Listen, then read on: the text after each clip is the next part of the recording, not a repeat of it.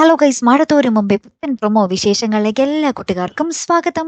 അങ്ങനെ നമ്മുടെ ബാലചന്ദ്രൻ നമ്മുടെ രോഹിത്തിനെ നല്ല രീതിയിൽ കൊടയുന്നുണ്ടല്ലേ.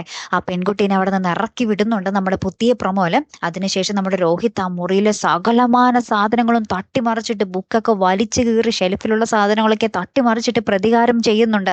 അപ്പൊ നമ്മുടെ ബാലചന്ദ്രൻ പറയുന്നുണ്ട്, നിനക്കെന്താ ഭ്രാന്തായോ, നിനക്ക് ഭ്രാന്തായോ എന്നൊക്കെ ഇങ്ങനെ ചോദിക്കുന്നൊക്കെ ഉണ്ട്. പക്ഷെ രോഹിത്ത് അവിടെ നിന്ന് ഇറങ്ങി പോകുക കേട്ടോ. ഞാൻ ഇനി ഒരു നിമിഷം പോലും ഈ വീട്ടിൽ നിൽക്കില്ല എന്ന് പറഞ്ഞ രോഹിത്ത് അവിടെ നിന്ന് ഇറങ്ങി പോവുക. അപ്പൊ അലീനയ്ക്ക് ഭയങ്കര സങ്കടം.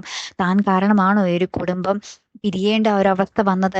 എനിക്ക് ഒരാളുടെയും സങ്കടം കാണാൻ വയ്യാത്തത് കൊണ്ടാണ് ഞാൻ സാറിനെ വിളിച്ച് പറഞ്ഞത് എന്ന് പറയുന്നുണ്ട് നമ്മുടെ ബാലചന്ദ്രനോട്. അപ്പൊ ബാലചന്ദ്രൻ നമ്മുടെ അലീനയോട് ചോദിക്കുന്നുണ്ട്, വൈജയന്തിയുടെ സങ്കടവും അലീനയ്ക്ക് താങ്ങാനാവില്ലേ എന്നിങ്ങനെ ചോദിക്കുന്നുണ്ട് കേട്ടോ.